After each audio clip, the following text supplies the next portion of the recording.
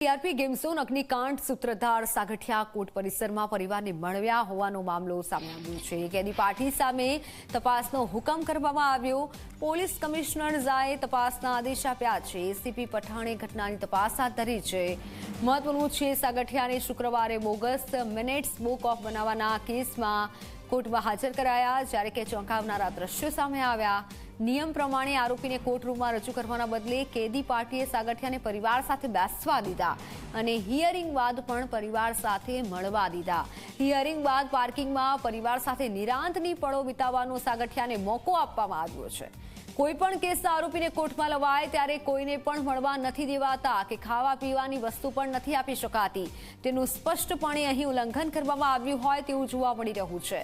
જે પોલીસ જાપ્તાની બેદરકારી હોવાની માહિતી મળી છે, સાથે સાગઠિયા પ્રત્યેના કુણા વલણ સામે સવાલો ઉઠી રહ્યા છે, જે બાદ તપાસનો આદેશ આપવામાં આવ્યો છે।